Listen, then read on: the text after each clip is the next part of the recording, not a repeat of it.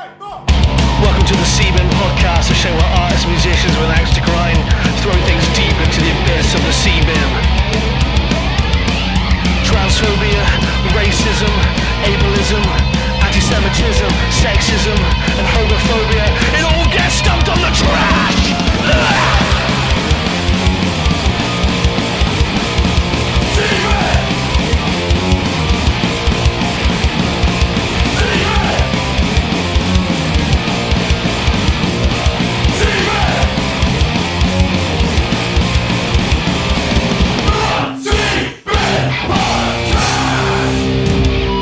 How's it going, everyone? Welcome to the motherfucking Seabin Podcast. It's me, everyone's big, voluptuous, delicious daddy-o.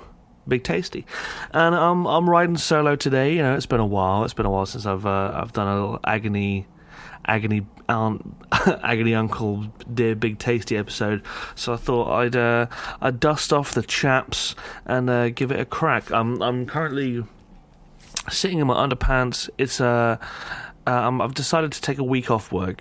I haven't done this for about half a year, and so those who don't know, like, I manage a charity shop in Cornwall, and you probably think to yourself, like, oh, that's fairly simple, you know, managing the managing part maybe not, but the charity shop should be fairly easy, you know, like, you have to, you know, volunteers, blah, blah, blah, all the stock comes in, you know, you just got to sort it, but well, that's what I thought too, and then, you know what, it's been hard, I'm not going to lie, I've been having a difficult time, I've just been burnt out. It takes a lot of my mental capacity, and every day off I have, almost every day off I've had, or time off I've had, has been spent with the band, you know, playing shows or whatever, so I needed to have some time off, and I've finally taken it. And I just don't know what to do with myself. Like, today is like the first, like, yesterday would have been my normal day off, so today is my first day where I should be at work, but I'm not, and my brain's like, and I don't really know what I'm doing. I've just been chilling out in bed, and I already feel like I'm barely like 4 hours into my week off, and I already feel like I'm wasting my time. So, yeah, I don't know, maybe that'll be the advice I ask you guys, like, how do you kind of detach yourself from work and allow your brain to recover when you've been so fucking on it for so long? I felt like, you know, and the Seabin has been suffering, you know, because of how much I've been suffering, because I've been working, you know, for the most part, 6 days a week until recently. So I have a new assistant manager who's amazing, but my old assistant manager, who was also great, but I couldn't rely on them to cover for me if I needed time off, so I never had time off, because if I had time off, I had to close the store, and if I closed the store, then we weren't making targets, and then it was like I was being bothered for that, and it was like this snowball effect of my brain feeling like I was not allowed time to breathe. And so I'd come home from work and I would just collapse on my bed and I would just like cry and go to bed, and I had no energy. And it was like, how can I sit here and try and give off a positive vibe and have a nice conversation with my friends when all I want is for everyone to stop talking to me and everyone to leave me alone, and I just want to hide away. But, you know, that's not good, and that's not me. You know, I'm not, I don't want to do that shit, you know. So basically it's a really long intro of me just rambling and getting things off my chest and how I'm feeling, which isn't, you know, mental health talk is kind of Seabin talk, but not massively Seabin talk, but there's going to be a little bit of mental health talk on this episode, because I've asked the folks, the listeners, to send in some questions, some agony aunt questions. I'm going to give you some of my advice. Oh, enjoy that yawn. I hope I made everyone else yawn. Also, apologies if you can hear cars and motorcycles outside my window bleeding to the mic. So normally I record episodes quite late at night. I live on a really busy road. Fucking hell, all the things coming out of my mouth. Hi all. So at night it's not normally too bad, but the sun is shining in Cornwall and it's daytime, so motorcycles and... yeah, I'm sure no one cares. But I'm going to answer some of these questions. First off, though, I am going to quickly thank the Patreons before I get started. So thank you to Millie, Aiden, Sean, Adam, James, Kate, Christiane, Claire, Sporbags, Tim, Alex, CJ, Sniff, Jochen, CB, Fee and Peg, Rory, EJ, Jimmy, Mike, David, Will, Sarah, Matt, Ollie, Alex, Chris, Dale, Caroline, Dave, Will, and Cody. Thank you for supporting the Patreon. Even though I've been so shit with it, I'm just like, I don't know. There's an imposter syndrome of having the Patreon where I'm like, what do I post there that actually is like worth it? You know, and like I feel like if I post stuff there, it's like, who cares? You know, but obviously you guys care, but I don't know. I get this block where I'd like go to post stuff and I feel like it's not worth it. Anyway, so questions. I've been asked some questions. Let's crack into them. Some of them serious, some of them not. We'll start off with, how do I get fish to fear me? Dear Big Tasty, how do I get fish to fear me? I think you have to break down, you know, how a fish deals with things psychologically, understand its psyche, so you can pick apart its greatest fears. You know, maybe a fish might be afraid of spiders, maybe a fish might be afraid of heights, maybe a fish might just be afraid of financial instability and whether or not it can keep the lights on. You know, we all share fears, different fears, some things more irrational than others. So I think what you want to do is you want to try and get into the mind of a fish. What would a fish be afraid of? So let's see, maybe a fish would be afraid of a bigger fish. It depends what fish we're talking about here. If you're talking about like a little fish or a big, if I was a little fish, I'd probably be afraid of being eaten by a bigger fish. Or maybe what's that phobia when you're afraid of big deep water? You know, maybe it's got that. If I was a big fish and I had to live in water, I'd probably like to have like an enclosed fish house. I don't know, if I was just like in a big black abyss of the ocean, I think I'd be quite freaked out. It would be like, you know, you ever like stayed in like a room that was just too big? Like there's been a few times where like Rash has been on tour or whatever and we're all staying in like a big huge open room, and I'll be asleep in the corner. And it's just like, you just feel exposed.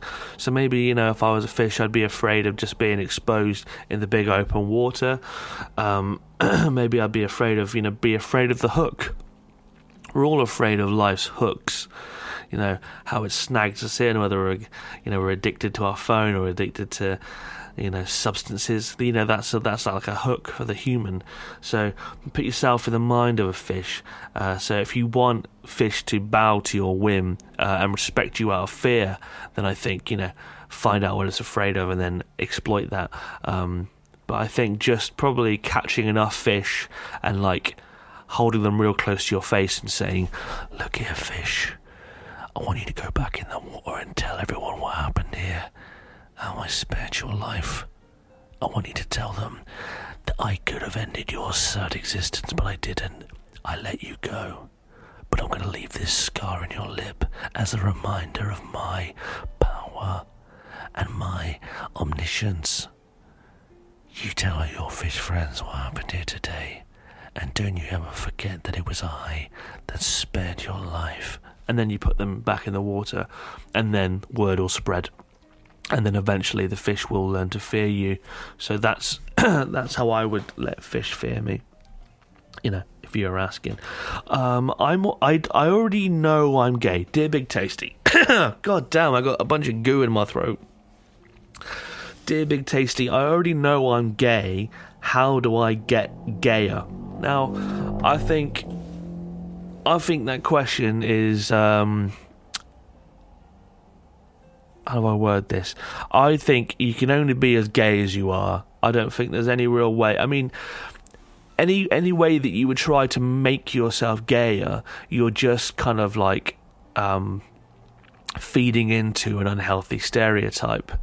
So if you were like, "Oh, well, I'm gay, I need to be perceived as gayer," you'd look at what was stereotypically gay to those uninitiated, and then you'd have to try and wear those stereotypes as a mask to make yourself something that you're not. So I would just say, if you were like, well, I'm gay, but I want people to think I'm more gay, I'll dress up like a drag queen and wear a feather boa and prance around and all that stuff, like to try and make the straights think you are more gay.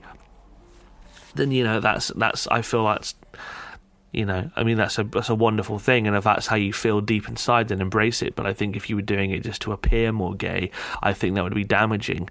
I think just embrace the amount of gay that is natural within your soul, and let that be the crown that you wear. If you're bisexual, let's say you're female presenting, you're bisexual and you have a boyfriend, like, that doesn't make you any less gay. That's just the way you are. That's the way that that's the love that you found.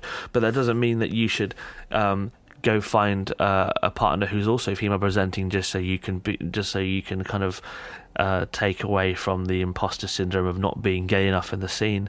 I don't know if I'm rambling on it, or from I'm sort of sounded like a fucking woke snowflake or whatever. Fucking hell, I got called a snowflake in work the other day because I wouldn't accept a printer as a donation,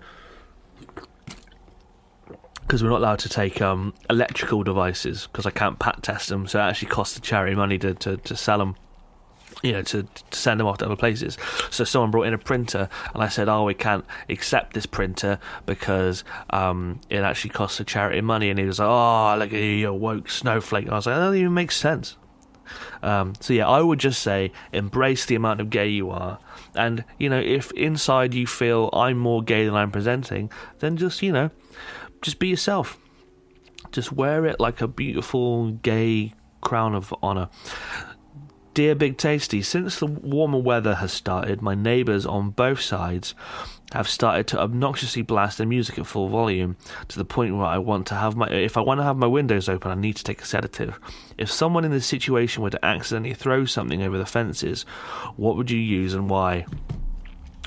Well, I'm going to just assume that by this point you've already knocked on your neighbour's door and said, hey, I understand that this is your space, but the way that you are listening to music in your space is making it uncomfortable in my space. So can we please find a happy medium where maybe you play music from this hour to this hour, or you turn it down to this volume, or whatever.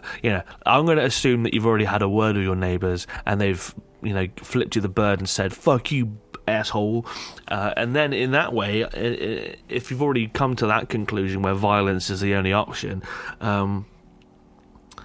well, let's backtrack here. Let's say you haven't spoken to your neighbours. The thing I would throw over the fence would probably be just a nice letter, like a handwritten note. It just says, "Hey, I live next door. Your music is really shit.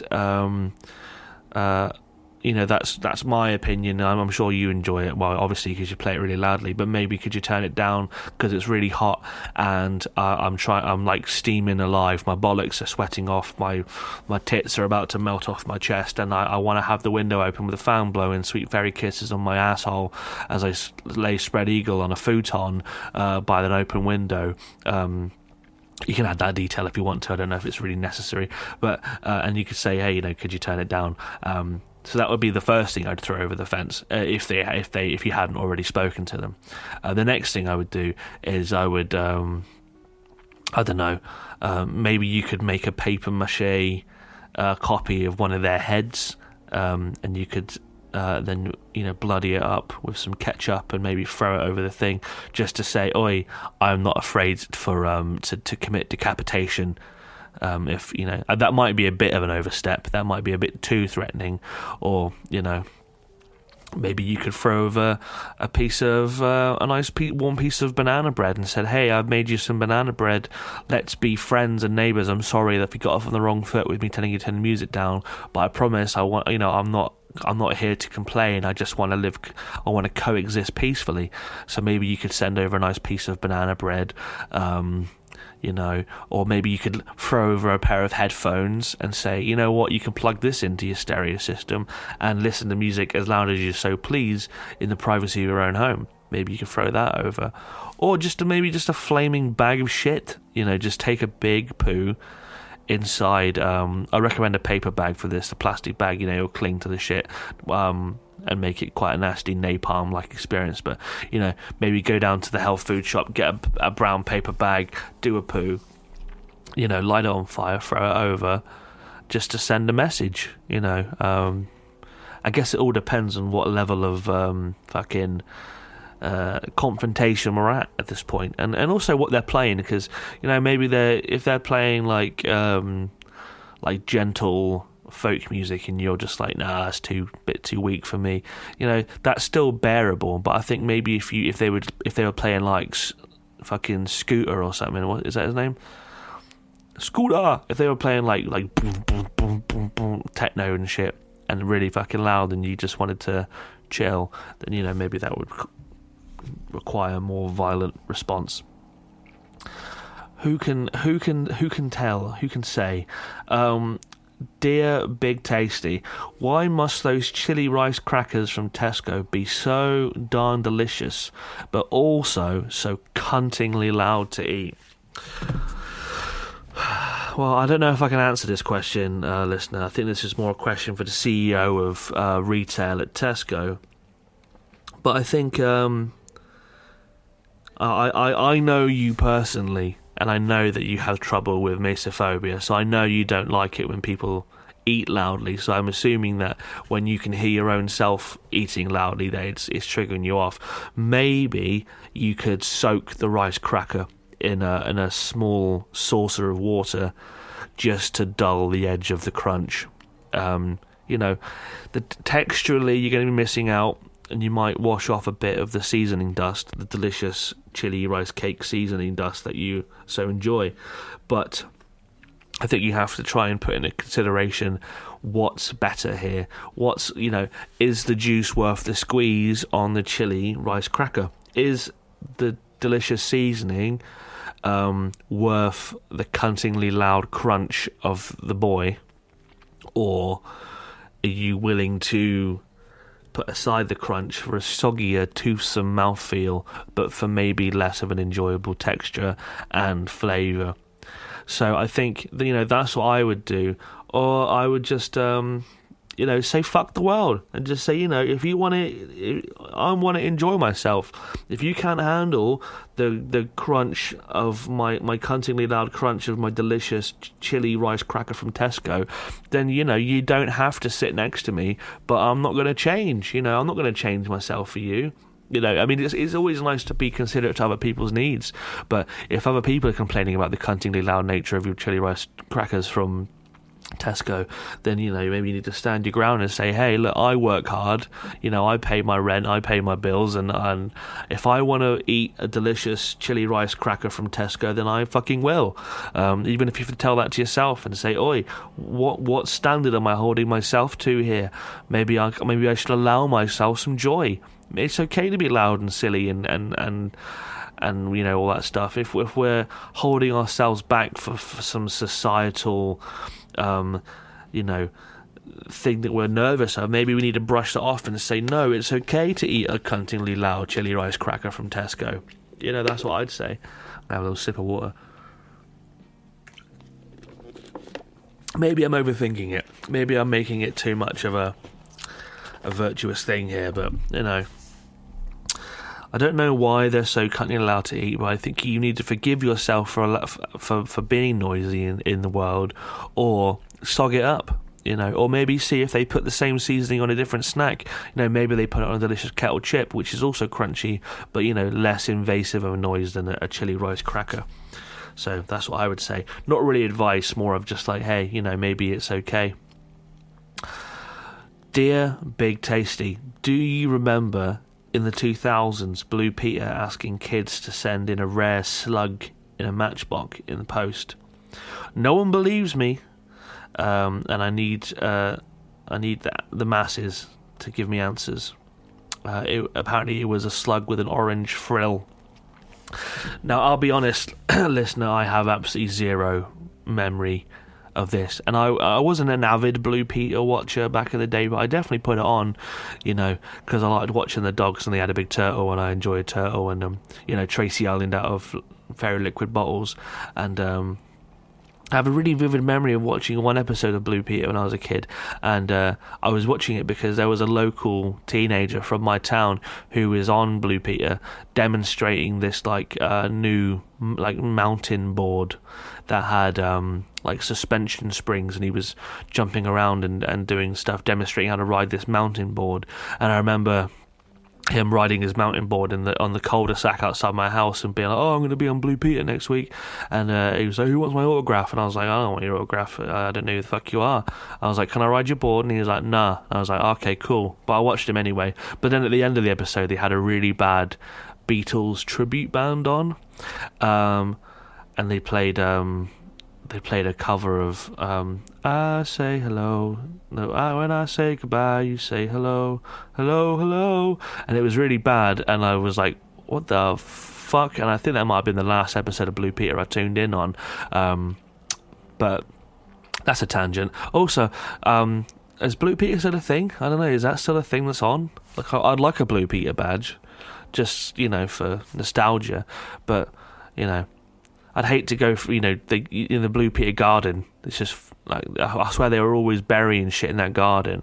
I think if they dug that up, it would be like a fucking treasure hoard. There'd be like 50 million time capsules and the corpses of several dead animals. But beside the point. What was I talking about? Slug. Oh yeah. So, do I remember the slug? Right. No, I asked Google this question preemptively before this episode, and there's absolutely zero. There's nowhere on the internet does it say about the slug. Like, it just doesn't. I just can't find any information about it.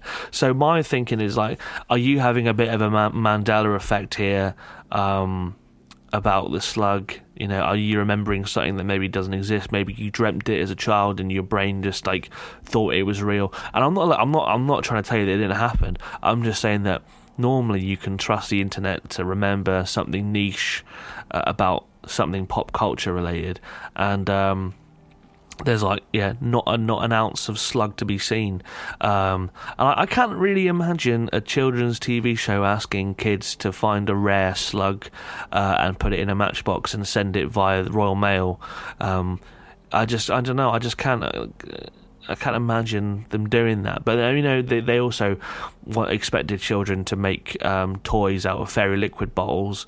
Like a kid would actually fucking care to play with something so shit. When I was a kid, like, I know, this is like a generational thing. Back in the 50s or whatever, I'm sure people were happy to play with sticks and wheels, and they'd pick up a wooden block and be like, "Oh, this is a wonderful tank." Brum, brum, brum. It's like, no, it's a block of wood, mate. You've got imaginations, but I grew up when there was like Transformers and Beast Wars and Pokemon cards. Like, I ain't playing with a fucking fairy liquid bottle, mate. I've got standards to meet now. This is a new generation. I'm watching Nickelodeon, in between every episode of fucking Kenan and Kel and SpongeBob, they've got every Super Soaker advert in the universe. Why the fuck would I think that I would want to play with a fucking fairy liquid bottle that looks like fucking Tracy Island when I could be playing with a fucking Super Soaker? No, like, what kid was watching fucking Thunderbirds at that time in human existence anyway? Like, Thunderbirds was a thing back in the day, and I think everyone just thought, oh, well, that's universal. Kids will just enjoy Thunderbirds way into the fucking late 90s and early 2000s. It's like, fucking get over it, mate. I don't want to play with Tracy Island. I want a fucking Super Soaker with Optimus Prime sticker on the side of it, you know what I mean? I want to play my N64 GoldenEye, you know what I mean? Another tangent. I'm just ranting about Blue Peter now. So let's have a look here. Let's see. I'm going to Google slug. What was it? A slug with an orange something. Slug with an orange frill. Orange frill slug. Orange frill slug. Guide of British slugs and snails.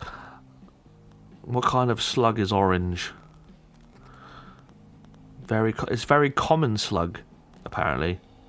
The Aryan Subfucius Dusky Slug.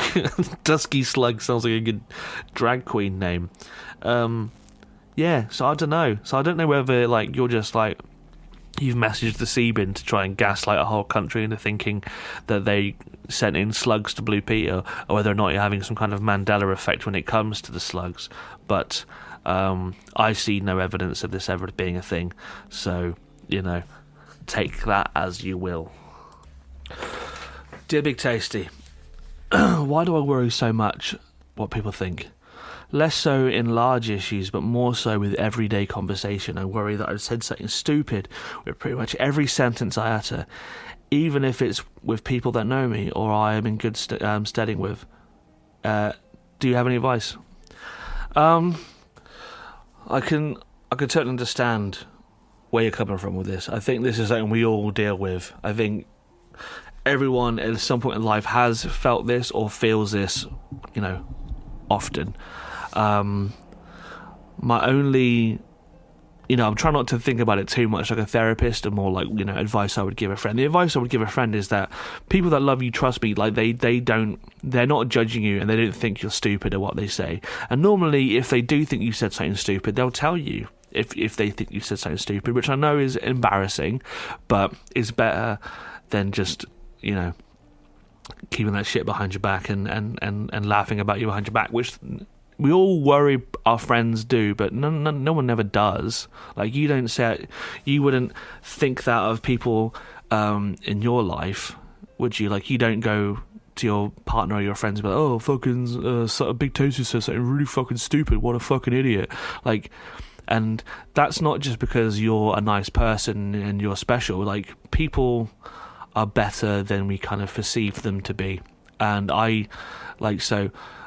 one thing I would say is, like, think about how you would treat other people, and often that's going to be how you're being treated too, despite what your brain is trying to tell you.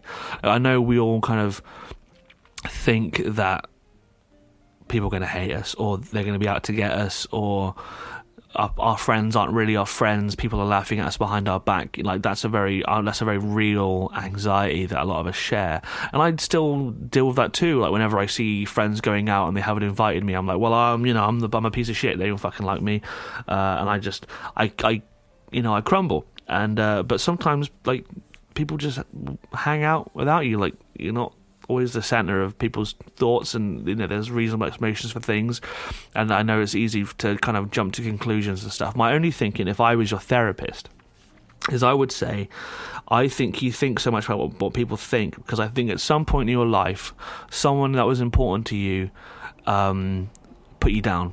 They told you that what you said was stupid, or they made you feel less than, and now in your adult life you just carry that with you, and you just think that everything you say is stupid and pointless and worthless, and that people think you're an idiot or whatever. But only on the small things, because that's when our guard's down. When it comes to, like, important issues and stuff, our brain kind of overrides that and kind of takes control of how we feel. But it's when we're not really expecting it, when we have our guard down in everyday conversation, where we start to get anxious about that thing. And I think that at some point in your life, someone said to you, called you an idiot, called you stupid, made you feel less than, put you down, which is unfair. Like, you didn't deserve that any more than any of us deserve to be spoken to in that way. And I think you're carrying that with you. And I can't tell you how to rid yourself of that burden. All I can say to you is, one, think about, whenever you start feeling these feelings of anxiety, is take a moment, and before you let it swallow you up, take a moment and really think inwardly for a moment, and think, hey, why do I think people will think what I said is stupid? Why am I getting anxious about that? What did I say? Was it stupid? Was it silly? Why would they think it was silly? Am I putting myself down because I feel small because someone else has made me feel small, and now I think that's all I'm worth? How would I feel if someone said the same thing to me? Would I think it was silly, or would I think it was totally normal?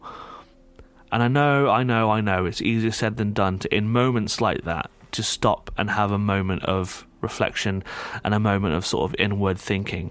But I think these are the behaviours that we need to develop to kind of eradicate these small but deadly, poisonous, intrusive thoughts. and it's something I've been trying to do myself. Like whenever I start feeling jealous, or I put myself down because another band or like another podcast or whatever, someone's doing better than me, and I use that, my brain will take someone else's success and reflect it inwards on myself and turn it into I'm a failure, or I'm shit because someone else is doing good. That means I'm shit, I'm less than, I fucked up, no one cares about me because they care about someone else.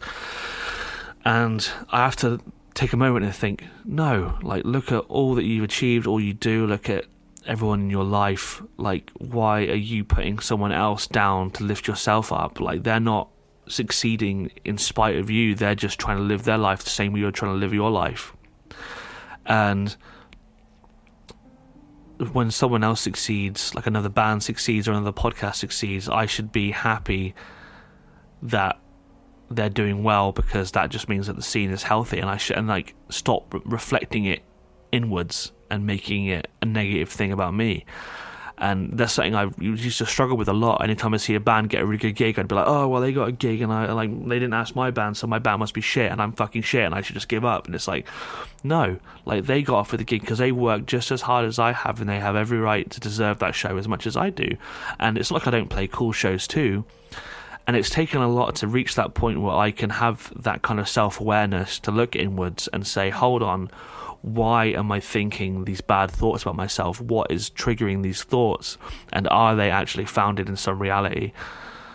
So I would say, yeah, in those moments where you feel stupid and like what you said is stupid and you're like picking apart every word you say, just take a pause, breathe, take a really couple of deep breaths, sit, think about what you said, think about why you're feeling the way you are, and rationalize with yourself whether or not, if someone else were asking you for advice on the situation, what advice would you give to someone else? And then take your own advice. It's not going to happen overnight, but these are exercises that if we can be consistent with, I really do truly think that they can help us to eradicate these little thoughts that we have, because they're the most deadly. Like the big traumas are hard, but we only can't deal with the big traumas because we're so overrun with the small little nagging thoughts. But if we can start to, it's like you see a big messy room and it looks completely uncleanable, but really if you focus on one job at a time, if you focus on, okay, I'm going to pick up all my plastic bottles, I'm going to pick up all my clothes and put it in the wash. You do one job at a time, and eventually with each task things start to look a bit clearer and it looks a bit more manageable. And I think by taking these moments to practice these exercises of self-reflection and just forgiving ourselves and being patient with ourselves, we can really start to clean up and make our brain a more livable environment. So that's what I would say. Dear Big Tasty, or hey Agony Dad, how do I balance my constant need to do fun little things at the weekend with the demands of a capitalistic society that force me to work all week? Oh man, this is some advice I could do with myself, to be honest, and maybe in talking it out with you I can learn how to take some of my own advice, like I was just saying then. I think the balance is difficult. I think be realistic with your time. I think it's really easy to burn yourself out with feeling like you have to fill every moment of free time with a worthwhile activity. I think finding joy in the little moments of peace is really important to avoiding burnout. I think saying to yourself hey, what, I have time. I have time to do these things. I don't have to do everything at once, and also I think an important thing is learning how to switch off from work.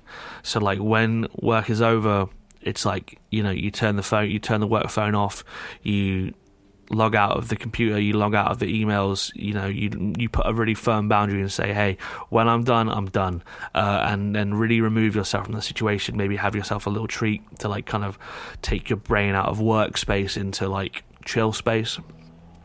I think I'm trying to think about the balance, because like I said, this is something I struggle with too. Like I really have a difficulty with this. So I think finding the balance is, I'm really struggling with this one. I think, make a nice little fun calendar for yourself and say, okay, I have this time. I'm going to allocate X amount of time for chilling and not burning out. This amount of time for, spending time with loved ones, partners, blah, blah, blah.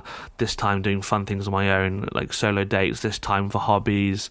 And then kind of give yourself like allocated moments. And not saying you have to like live by like a really rigid schedule, but just give yourself a guideline and say, okay, I have X amount of hours in a week. Let's say you work 40 hours a week. And I need to sleep. I have to sleep like 10 hours a night. So I have, whatever hours it is to like do nice things. It's like, okay, well, I'll take a third of that and that'll be chill, reading, hobby time.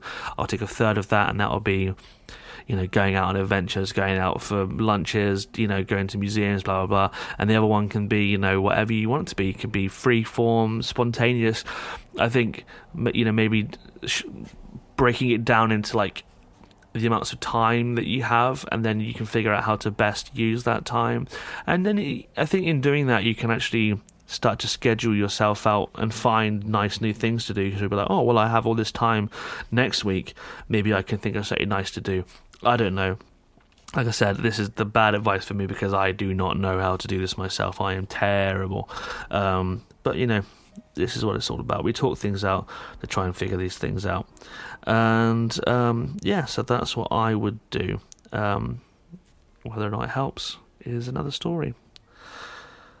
Dear Pig Tasty, how do you make the perfect grind song? I don't think there is a perfect grind song. I don't think there's a perfect anything. I think whatever you would want to listen to is perfect, right? So I've started this new band, Thoughtseize, with my friend Hamish, who plays in Bangers. It's one of my favourite bands ever. And we wanted to do something metal, something grindcore. But my grindcore is different to what your grindcore might be. So my perfect grindcore song is something like Black Breath, something that's like HM2s,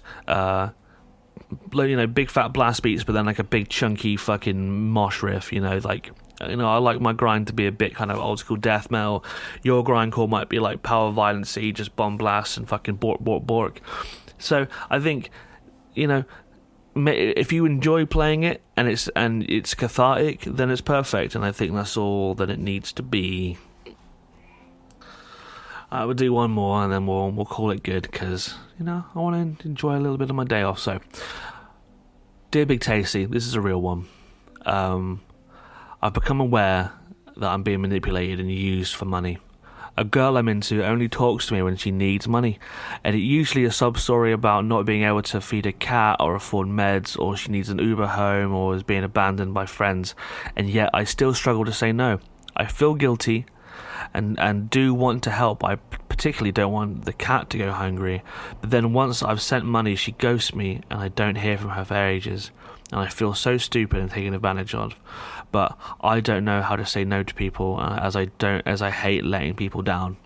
Okay, so advice on this. This is gonna sound a bit harsh, yeah, but I do this out of love, right? Because I love you, and I'm saying this out of tough love. This person is taking advantage of your kind nature, and I don't know this person, but it feels like she absolutely knows what she's doing. Okay? Because you give her what she wants. And she's not willing to reciprocate a friendship with you. She knows exactly how to get what she needs out of it, but is not willing to reciprocate in friendship. But, she'll ghost you and then she'll message you when she wants something. It sounds like she knows exactly how to push the button with the sub-story. She's obviously, you care about animals, so she does the cat thing. Asks about, I can't feed my cat. She knows that you care about her as a person. So she says, hey, I'm in danger, I don't have an Uber home, and she's putting that responsibility on you, so that if something bad happens to her, it's your fault because you didn't help her. If the cat dies, it's your fault because you didn't help her, blah blah blah. But the thing is, is it's not your fault. That is not your responsibility. That's her responsibility. Your responsibility is to look after yourself. And, if you're a caring person and, you like to look after other people, like, I totally get that. I have that same mindset, yeah? But there becomes a point, and I think you reach that point because you can recognise it and you're asking for advice of it. My advice would be block her immediately, yeah? I think if you message her and said, hey, how come you only need this from me, and then you don't talk to me, I think she knows exactly what to say to make you she'll probably make you apologise for you telling her how you feel. I think she'd probably know exactly what to do to twist your emotions into you feeling bad about expressing your wants and needs and your feelings and how you feel. And then she'll just keep, the cycle will continue.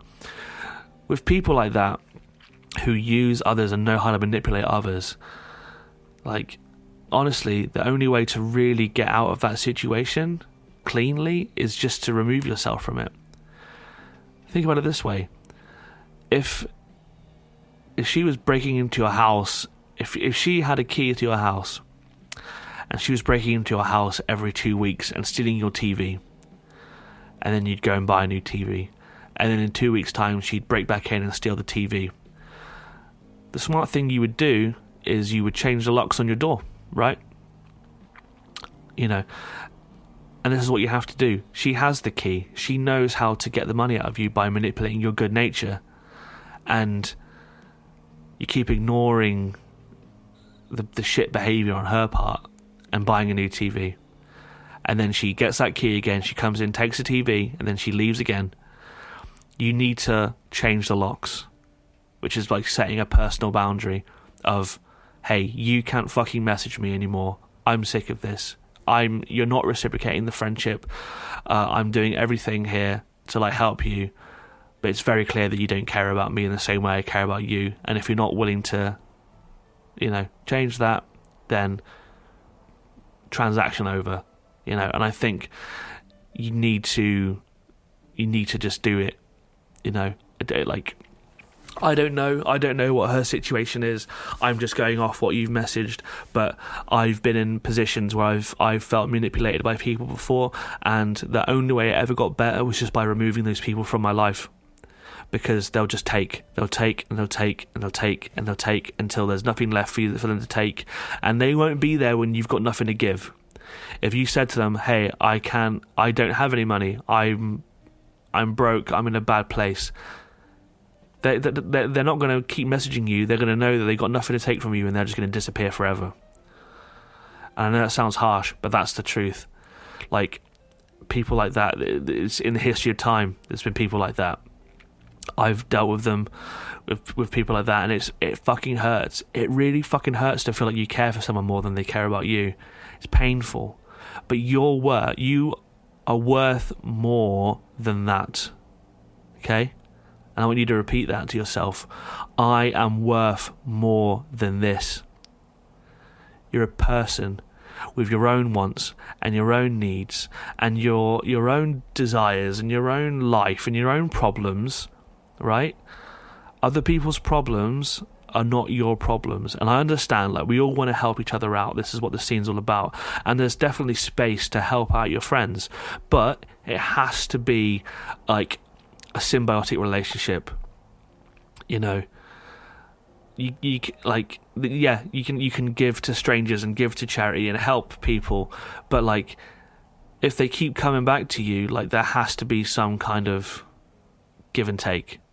It's just not healthy. It's really, really not healthy. And you need to understand your worth, and you do have a lot of worth. Clearly you're a good person because you're helping this person out despite all this, and I think you need to just cut it off. You need to get that I'm not going to say parasite, that's cruel. You need to if you have something growing and it's sucking the life out of you and it's not giving anything to you, you need to cut it out, because that's the only way you can grow. Yeah. I know that sounds harsh, and I hope people don't think I'm being cruel with how I'm talking about this person.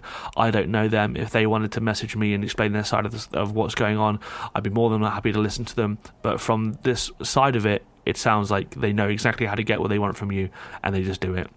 So don't give them the ability to do that anymore. And if they really cared, and if they really missed your friendship, they would reach out to you and say, hey, why did you block me? And then you can say, hey, because I feel like you were taking advantage of me.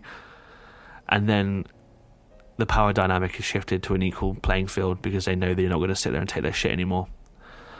So that would be my advice. Please look after yourself. Do nice things for yourself. I'm sorry to hear that you've been treated so shit, and I'm sorry to hear that it's fucked you up like this. But yeah, you're worth more than that, mate. On that note, I'm going to say thanks for listening. I really appreciate all the help you guys give, all the support you do on the Patreon. You're really good friends, and I really appreciate you, and I love you all very, very much. And despite the fact that life has been fucking pretty hard, for me, for a lot of you listening, we're all in this together, and we get through it together, and I know that you're really patient with me, and it means the world. So thank you all for listening. And whoever's the guest on the next episode, I'll see you with them, and I'll enjoy your day, and I'm going to enjoy my week off, and I'm going to do nice things for myself and look after myself and try and get myself on an even keel, and everything's going to be fine. Everything's going to be alright. Alright? I promise. Whatever fucking is troubling you listening at home, I promise that it's going to be okay. No matter how bad it feels, and no matter how much you feel like it's not going to get any better, I promise you felt that way before, and it got better, and it got shit again, and then it got better, and it got shit again. Life is a very bumpy road full of fucking highs and lows, and we've all soared with the eagles and we've all slithered with the snakes, but we're still here. Yeah. We lift each other up. We can all be supporting each other. If you need me, reach out. I'm always here. And I'll leave it there. Right, love you guys. Bye. Hey guys, it's me, Big Tasty. I just wanted to say cheers for listening to this week's episode, and I hope you enjoyed listening to it as much as I enjoyed making it. Now, if you feel so inclined, you should come check out my Patreon page. You can sign up for as little as £1 a month, and you get weekly exclusive video tier lists and monthly mail-outs with things such as stickers and fabric patches, zines and art prints. Hey, and if you can't spare the money right now, I totally understand. No pressure. I'm going to keep making episodes regardless. But if you can support financially, it really helps the show. Just keep moving on. And then another way you can help is just to follow us on stuff like Twitter and Instagram at Seaman Podcast, and share it around to people that you think might like this filthy shit. Anyway, love you guys, appreciate you, and I'll see you next week.